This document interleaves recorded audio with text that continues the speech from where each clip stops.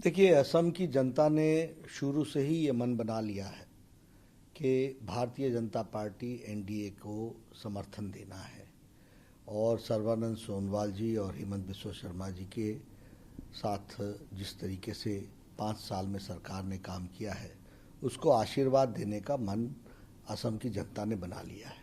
और ये एनडीए में एजीपी और यूपीपीएल के साथ मिलकर हम जो चुनाव लड़ रहे हैं, इसमें प्रथम और द्वितीय चरण में एक तरफा फैसला असम की जनता ने दिया है और तीसरे चरण में भी मन बड़े स्पष्ट शब्दों में दिख रहा है। आज मेरी 3 पब्लिक रैलीज थी। जिस तरीके का मैं उत्साह देख रहा हूँ, जिस तरीके का धूप में भीड़ उमड़ती देख रहा हूँ, और फिर क्या चाय बागान, क्या लोअर असम, क्या बॉर्डर एरिया और क्या बराक वैली, सब जगह भारतीय जनता पार्टी एनडीए के पक्ष में लोगों ने आशीर्वाद देने का मन बना लिया है। इसलिए मैं बहुत आश्वस्त हूँ। दोनों चरण में भारतीय जनता पार्टी को एक तरफा मत मिले हैं और एक तरफा सीटें आ रही हैं और तीसरे चरण में भी हम क्लियर कट सरकार एनडीए की बनेगी, भारतीय जनता पार्टी की बनेगी।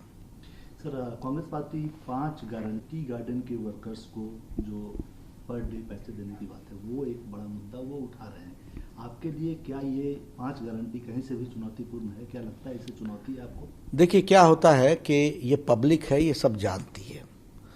और 40 साल उन्होंने क्या किया, गोगोई जी की 15 साल की सरकार ने क्या किया। चाय बागान के लोग वहीं थे, कांग्रेस की सरकारें थीं। ये पॉलिटिकल टूरिज्म में आजकल आकर के लोगों को समझा रहे हैं। इनको मालूम है कि चाय बागीचार दान पुरस्कार का कार्यक्रम लिया गया और 8,000 रुपये के हिसाब से 8 लाख हमारे चाय बागान के बागीचों के वर्कर्स के लिए हम लोगों ने देने का काम किया। लेकिन इन्होंने क्या किया, इनका क्या इतिहास है और इन्होंने चाय बागीचे के लिए क्या किया। हम अगर बातचीत करें तो मैं ये कह सकता हूँ कि मैं स्वास्थ्य मंत्री था, मोदी जी के आशीर्वाद से 130 मोबाइल मेडिकल यूनिट्स हमने दिए इनके हेल्थ की चिंता के लिए। उसी तरीके से इनके जॉब लॉस में during the time of pregnancy 12,000 रुपये सर्बानंद सोनोवाल जी ने प्रसूति वाली महिलाओं के लिए व्यवस्था की और अब बढ़ा करके उसको 18,000 कर दिया है। ये जो सड़कों पर कांग्रेस पार्टी जा रही है और अब बोल रही है कि मैं चाय की बागीचों की चिंता करूंगी, ये सड़कें भी पक्की सर्बानंद सोनोवाल जी और हेमंत बिस्वा शर्मा की सरकार ने बनाई है, बीजेपी की सरकार ने बनाई है। इसलिए लोग चाय बागीचे के अच्छी तरीके से जानते हैं। हाथी के दांत दिखाने के और हैं, खाने के और हैं, और इन पर कोई विश्वास नहीं करता। आपने इनकी 5 गारंटी की बात की, आपने इसमें CAA की बात भी की हुई है। मुझे नहीं समझ में आता कि कांग्रेस पार्टी के ये गारंटी बनाने वाले लोग कौन हैं और इनकी जानकारियां कितनी सीमित हैं। आप ही बताइए, यूनियन पार्लियामेंट के द्वारा, भारत के संसद के द्वारा पारित लॉ को कोई स्टेट लॉ ओवररूल कर सकता है? तो जो इनको ये नहीं मालूम, ये जनता को गुमराह करने के लिए काम कर रहे हैं। ये मानसिक दिवालियेपन का प्रदर्शन है। और इन्होंने किस तरीके से लोगों को बरगलाया है, धोखे में रखा है, ये बात सब लोगों को स्पष्ट है। राजस्थान में, मध्य प्रदेश में और छत्तीसगढ़ में इन्होंने कहा था कि हम किसानों का जो ऋण है वो माफ़ी करेंगे, 7 दिनों के अंदर करेंगे, नहीं तो मुख्यमंत्री जाएगा। एक मुख्यमंत्री को तो जनता ने हटा दिया, अब बाकी मुख्यमंत्री को आप कब हटाने वाले हैं, क्या करने वाले? 2.5 साल गुजर गए। इसलिए झूठ का पुलिंदा का नाम कांग्रेस पार्टी है और कोई इनको विश्वास नहीं करता। एक बात की मैं गारंटी, इन्होंने 3G कहा है, गारंटी। एक गारंटी मैं जरूर देता हूं कि कांग्रेस पार्टी जहां भी जाएगी घोटाला करेगी। ये घोटाला की गारंटी हो सकती है, बाकी कोई गारंटी नहीं है। ये लोक सेवा नाम का इनको सेवा का स भी नहीं टच करता है। लोक सेवा की तो बात ही भूल जाए, यही इनका इतिहास रहा है। इतना हल्का उद्देश्य विहीन प्रोजेक्शन ये देते हैं कि कांग्रेस पार्टी के मानसिक दिवालियेपन की कहानी कहता है। केरल में CPM के साथ लड़ रहे हो, के खिलाफ लड़ रहे हो, बंगाल में साथ लड़ रहे हो, असम में साथ लड़ रहे हो। क्या है आपका सोच? कम्युनलिज्म की बात कर लीजिए, सांप्रदायिकता की। मुस्लिम लीग के साथ केरल में मिलके चल रहे हो, अब्बास के साथ बंगाल में मिलके चल रहे हो, और यहाँ बदरुद्दीन के साथ मिलकर के चुनाव लड़ रहे हो, और हाँ कहते हो हम कम्युनल हैं। मतलब कम्युनलिज्म आप फैलाओ, सांप्रदायिक पार्टियों के साथ आप समझौता करो, उनके साथ मिलकर के चलने का आप तय करो, डिविजिव फोर्सेस को प्रश्रय आप दो, और फिर कहो कि हम बड़े पाक हैं। तो ये कांग्रेस का इतिहास है, और असम की जनता अच्छी तरीके से इनको सबक से न खाने के लिए आतुर रही है। 2 चरणों में कर दिया है, तीसरे चरण में एक तरफा करेंगे। सर, आपने बदरुद्दीन की बात की, और कल्चर को आप लोगों ने अपने एजेंडे में सबसे ऊपर रखा है, और जहाँ भी आप जाएं, आप पार्टी के तमाम बड़े नेता आसाम के कल्चर को बनाए रखने और बचाए रखने की बात करते हैं, लेकिन राहुल गांधी वही कहते हैं कि आसाम के कल्चर का एक पार्ट बदरुद्दीन अजमल भी है। आप इसको कैसे देखते हैं? हाँ, ठीक है। ये फिर मैं कहूँगा राहुल गांधी जी की जानकारियाँ बहुत सीमित हैं, और राहुल गांधी जी को असम की संस्कृति का ज्ञान थोड़ा कम है। अभी परसों ही ना गमछा फेंका था, यही गमछा परसों ही फेंका था ना।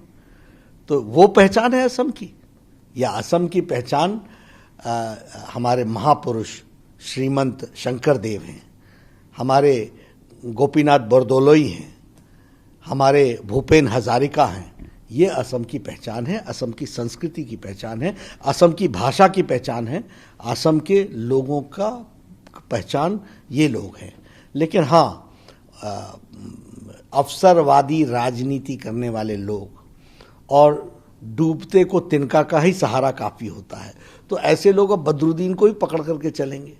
तो ये डूबती हुई नावें हैं, डूबते हुए तैराक हैं, और डूबते हुए तैराक अब बदरुद्दीन का सहारा लेना चाहते हैं। सर, इस पूरे चुनाव में असम में, हालांकि अब आखिरी फेज, क्या क्या खास मुद्दे रहे आपकी नज़र में? क्योंकि बहुत सारे मुद्दे रहे, लेकिन आपकी नज़र में क्या खास मुद्दे थे जिसकी? नहीं, देखिए, हम चुनाव 3 बातों के आधार पर लड़े। एक तो सुरक्षा, दूसरा समृद्धि, और तीसरा संस्कृति की रक्षा। अगर मैं संस्कृति की रक्षा करने की बात करूं, तो हम ये गौरव के साथ कह सकते हैं कि गोपीनाथ बरदोलोई जो असम की पहचान थी, इसको अटल बिहारी वाजपेयी जी ने इनको भारत रत्न देकर असम के गौरव को भी बढ़ाया, और असम की संस्कृति को एक स्थापित स्थान भी दिया। अगर मैं कहूँ, आदरणीय नरेंद्र मोदी जी भारत के प्रधानमंत्री, उन्होंने भूपेन हजारिका को, कांग्रेस के भी टाइम वो थे, कांग्रेस के बाद भी वो उनके जीवन लीला समाप्त होने के बाद भी कांग्रेस को अवसर मिला, लेकिन भूपेन हजारिका की याद नहीं आई। भारत रत्न देने का काम किया तो नरेंद्र मोदी जी ने किया है। ये नामघर हैं, क्या जर्जर हालत में पहुंच गए। ये क्षत्राज हैं, इनकी जमीनों को हड़प गए, और आपका 15 साल का गोगोई राज, आपने कभी उसकी चिंता नहीं की। आज हम 2.5 लाख रुपए प्रति नामघर को देकर के उनकी संस्कृति की रक्षा कर रहे हैं, कीर्तन घर बना रहे हैं, पूजा घर बना रहे हैं, और उनकी इज्जत, उनकी सांस्कृतिक धरोहर को संभालने का काम भारतीय जनता पार्टी ने किया। क्षत्राज के जो जमीन थी क्षत्र की, वो क्षत्रा की जमीन जो हड़प रहे थे लोग, इल्लीगल तरीके से हड़प रहे थे, कोई पूछने वाला नहीं था, एक तरीके से दादागिरी चल रही थी, उसको वापस दिलाने का काम भारतीय जनता पार्टी के सरकार ने किया है। सर्बानंद सोनोवाल जी की, हेमंत बिस्वा शर्मा जी, लोगों ने मिलकर के किया है, ये बताता है। तो हमने संस्कृति की रक्षा की दृष्टि से जो भी हम प्रयास कर सकते हैं वो हमने किया है। भाषा का संरक्षण करना हो, भारतीय जनता पार्टी आगे। अगर संस्कृति की रक्षा करना हो, भारतीय जनता पार्टी आगे। अगर मैं सुरक्षा की बात करूं, 50 साल से बोडो आंदोलन चल रहा था, 50 years, thousands of people died, हजारों लोग मारे गए, हजारों सिक्योरिटी पर्सन्स मारे गए, हर तरीके की दुख तकलीफ में रहे, लेकिन कोई सुनने वाला नहीं था। ये तो मोदी जी की इच्छा शक्ति, पॉलिटिकल विल, और Amit Shah ji as home minister की रणनीति, the strategy, and Sarbananda Sonowal he implemented in letter and spirit कि बोडो ट्राइबल रीजन का, बोडो टेरिटोरियल रीजन का समाधान हुआ। उनको, उनके एस्पिरेशंस को हम लोगों ने एकोमोडेट किया, और असम की आइडेंटिटी बचाई, और जो लोगों ने हथियार पकड़े हुए थे उनको वापस समाज में स्थापित करने का भी जिम्मा लिया। लगभग 2,500 से 3,000 लोगों ने आत्मसमर्पण किया है। 4,000 से ज़्यादा असॉल्ट राइफल्स सरेंडर हुए हैं। अब आप समझ सकते हैं कि असम जैसे प्रदेश में 4,000 असॉल्ट राइफल्स का सरेंडर होने का अर्थ क्या बनता है। उसी तरीके से 4,000 असॉल्ट राइफल्स के उसके साथ साथ ये हमारे जो सरेंडर किए हुए लोग थे उनको 4 लाख रुपए प्रति व्यक्ति वन टाइम सेटलमेंट के लिए दिया गया, और साथ ही साथ 4 लाख के साथ साथ 6,000 रुपीज पर मंथ 3 साल तक उनके रिहैबिलिटेशन की व्यवस्था की गई। 1,500 crore rupees have to be spent on Bodoland resettlement, और उनके टेरिटोरियल रीजन के डेवलपमेंट के लिए हम लोग लगाने वाले हैं। तो बोडो सेटलमेंट किया, शांति लाई, असम की अस्मिता को बचाया। ये जो बॉर्डर थे ये डिस्टर्ब थे, बॉर्डर के साथ साथ ये इसको भी लैंड स्वैप करके उसको भी हम लोगों ने स्ट्रेंथन किया। इसकी सैटेलाइट से हमने डिजिटल वर्ल्ड से बॉर्डर को हमने ज़्यादा कंट्रोल करने का प्रयास किया। हमारी पैरामिलिट्री फोर्सेस को ज़्यादा से ज़्यादा लोगों को यहाँ पर लगाया ताकि बॉर्डर ठीक से सुरक्षित हो सके। कांग्रेस के ज़माने में यही बॉर्डर खुला हुआ था, यही उनके राजनीतिक जिसको मैं कहूँगा कि राजनीति की दृष्टि से उनको लाइफ देने का काम ये बॉर्डर की जो खुला बॉर्डर था वो दे रहा था। आज बॉर्डर सील हुआ है। उसी तरीके से मैं अगर समृद्धि की बात करूं तो बोगोबील ब्रिज की बात ले लीजिए। लटकाना, अटकाना, भटकाना यही काम था, मोदी जी ने उसको पूरा करके दिया। यहाँ prime minister Modi ji has come 35 times Assam में। कभी मनमोहन सिंह जी 10 साल में 10 बार नहीं आए। गैस के रॉयल्टी देने का काम मोदी जी ने किया, 8,000 करोड़ रुपए। ये मनमोहन सिंह क्यों नहीं कर पाए। इंफ्रास्ट्रक्चर, रोड, 2 लेन, 4 लेन, 6 लेन, ये काम किसने पकड़ा? मोदी जी ने पकड़ा। हर एक तरीके से हाईवेज बनाने का काम, ब्रिजेस बनाने का काम, ये सारे का सारा काम मोदी जी के नेतृत्व में हो रहा है। All India institute of medical sciences यहाँ आ रहा है, चांगशारी में बन रहा है। More than 1,100 crore rupees are being spent. उसी तरीके 750 बेड्स का। उसके अलावा यहाँ पर गुवाहाटी में एक अलग से हॉस्पिटल बन रहा है। उसके अलावा मैंने हमारे स्वास्थ्य मंत्री के रहते हुए प्रधानमंत्री मोदी जी के आशीर्वाद से यहाँ सुपर स्पेशलिटी ब्लॉक दिया गया। 6 medical colleges have been given to Assam in last 5 years. 6 super specialty blocks have been given in last 5 years to Assam. तो एक विकास की एक नई बहार, एक नया रास्ता असम के विकास के लिए खोला गया है। तो इसलिए सुरक्षा, संस्कृति की रक्षा और समृद्धि ये लाने का विचार, चाय बागान के बारे में मैंने आपको बताया ही, उनकी मेन स्ट्रीमिंग हुई है। तो ये हमारे मुद्दे हैं और इन मुद्दों को लेकर के हम चल रहे हैं।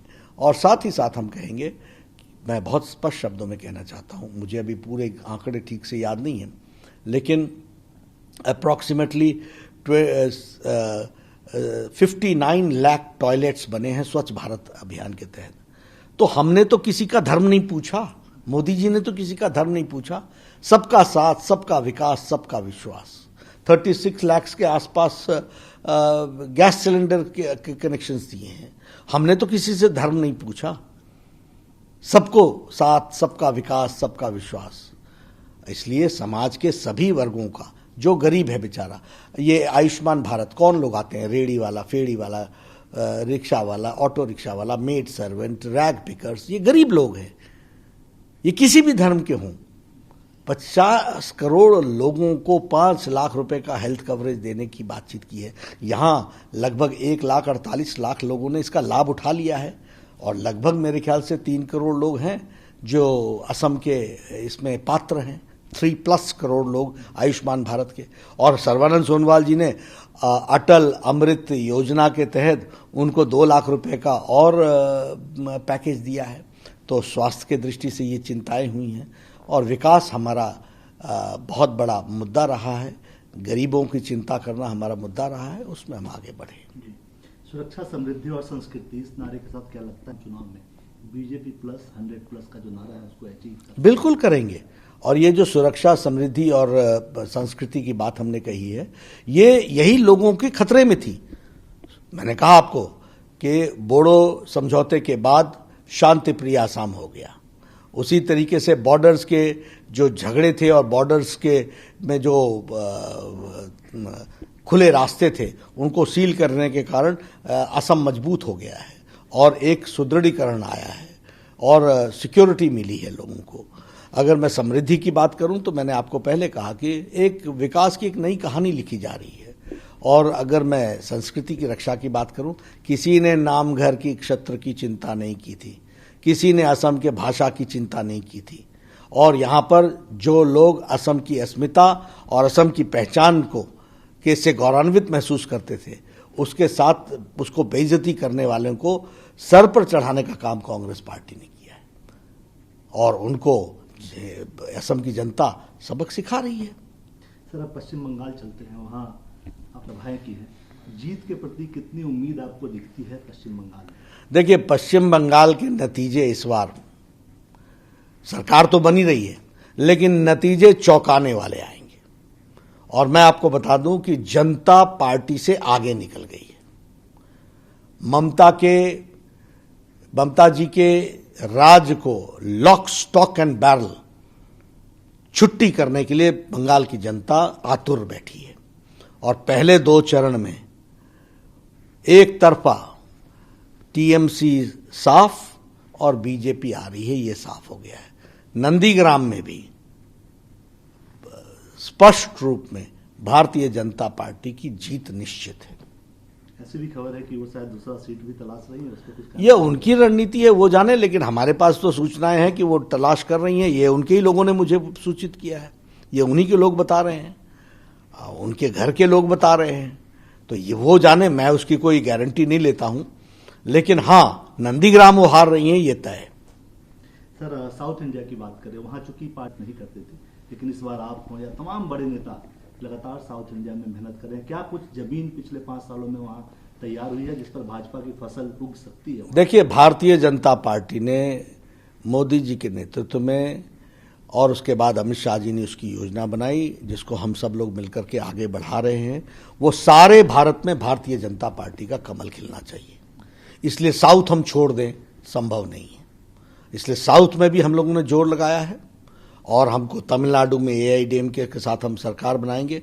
पुडुचेरी में हम एनडीए की सरकार बना रहे हैं बड़े स्पष्ट शब्दों में, और केरला में भी हम एक शक्ति के रूप में उभरने वाले हैं और इसके लिए हम पूरी ताकत लगा रहे हैं।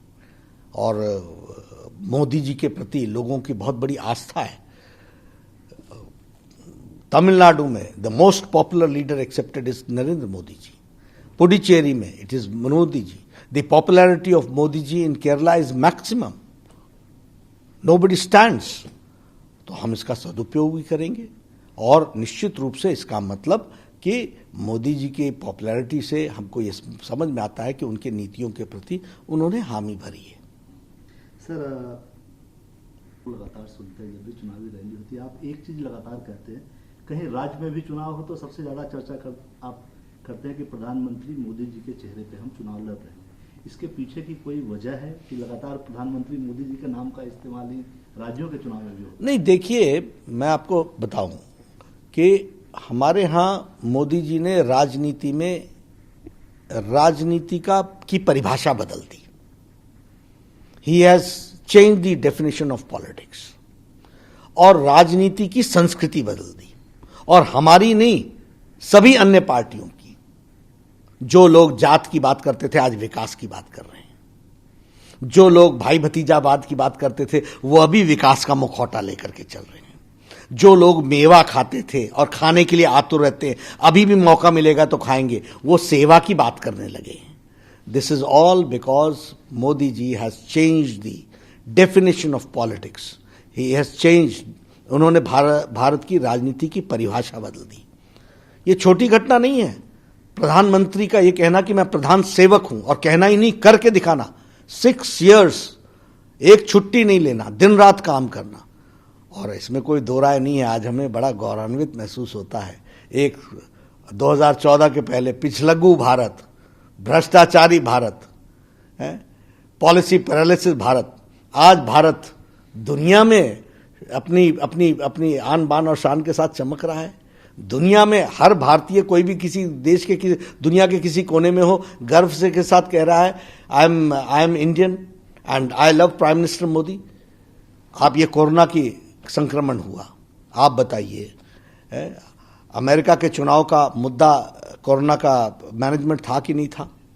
आप बताइए, यूरोप हमसे ज़्यादा स्वास्थ्य में स्ट्रांग है और उसकी व्यवस्थाएं हमसे स्ट्रांग हैं, लेकिन वो लड़खड़ा गया कि नहीं लड़खड़ा गया? असहाय महसूस हुआ कि नहीं हुआ? आप बताइए, वेस्टर्न कंट्रीज जो हमसे स्वास्थ्य में अच्छी थी, उन्होंने अपने आप को असहाय महसूस किया। और ये भारत 130 करोड़ का देश, इसको मोदी जी के नेतृत्व में लॉकडाउन भी लगा। आज हम 2500 कोविड डेडिकेटेड हॉस्पिटल के साथ खड़े हैं। आज 5 लाख पर्सनल प्रोटेक्शन इक्विपमेंट हम बना रहे हैं। आज हमारी 14 लाख से 15 लाख डेली टेस्टिंग कैपेसिटी बन गई है। आज हमारी मॉर्टेलिटी रेट सबसे कम है और हमारी रिकवरी रेट सबसे ज़्यादा है। और हमने 150 देशों को पैरासीटामोल और HCQ की मेडिसिन दी। और कभी सोचा था आपने कि भारत वैक्सीन बनाएगा? भारत तो पहले से ही इंतजार में बैठा होता था यूपीए के टाइम में कि कोई दे दो, किसी भी तरीके से दे दो, कुछ भी कर दो। ये स्वाभिमान जगाने का काम नरेंद्र मोदी जी ने किया है और उस स्वाभिमान के कारण आज हमारे यहाँ लगभग हमारे यहाँ 2 वैक्सीन्स का निर्माण तो हुआ ही हुआ और हमने वैक्सीन अपने देशवासियों को देने का तय तो किया ही किया। आज 72 देशों को हम वैक्सीन दे रहे हैं। कनाडा देश जैसा देश हमसे मांग रहा है और यह भारत के लोगों का मनोबल को कितना ऊंचा करता है, यह हम समझते हैं। If we have such a leader, तो हमारे लिए, भारतीय जनता पार्टी के लिए ऐसी शख्सियत जो देश में जिसके सबसे ज्यादा मान सम्मान हो, दुनिया में जो स्थापित नेता हो, उनका पार्टी के, और वो पार्टी के संगठन के व्यक्ति हैं। अगर संगठन ने उनको जब भी जो कहा है वो उन्होंने हमेशा पार्टी को माना है, तो ऐसे व्यक्ति का उपयोग करना, सदुपयोग करना, ये पार्टी के अध्यक्ष के रूप में मेरी जिम्मेवारी है और ये हमारे लिए सौभाग्य है कि हम उनका सदुपयोग करें।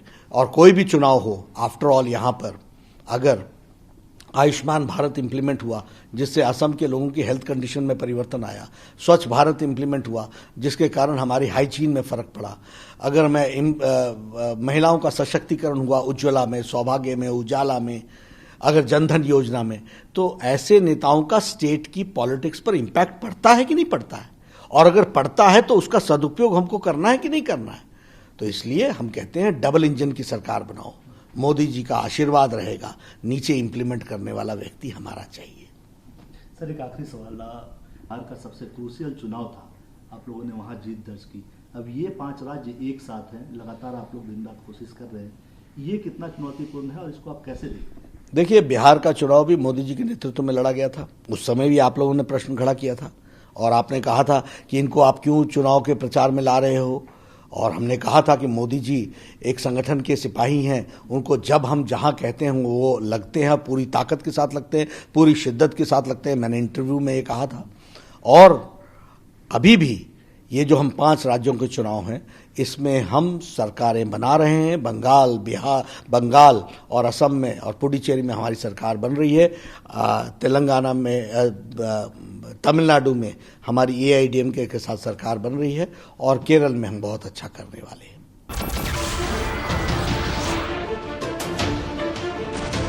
नमस्कार, मैं हूं मानक गुप्ता। अगर आपको हमारा ये वीडियो पसंद आया हो तो इसे लाइक और शेयर जरूर करें और हाँ, हमें सब्सक्राइब और फॉलो करना ना भूलें ताकि आप देश और दुनिया की कोई खबर मिस ना करें। तो जुड़े रहिए हमारे साथ और देखते रहिए News 24।